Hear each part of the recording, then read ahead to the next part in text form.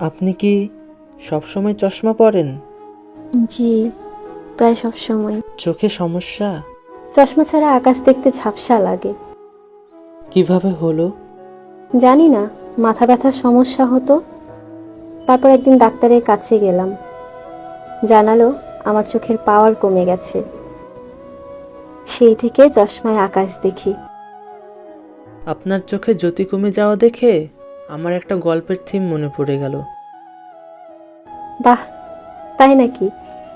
তাহলে বলুন শুনি।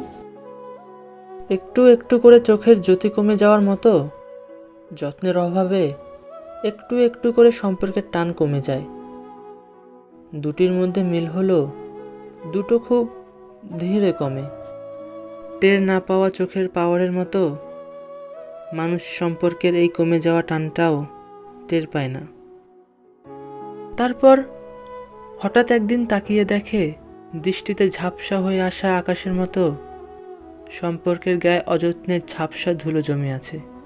না ফিরে পাওয়া চোখের জ্যোতির মতো তখন আর চাইলেও সেই সম্পর্কটাকে আগের মতো করা যায় না। যেমন খালি চোখে স্পষ্ট করে দেখা যায় না আকাশ।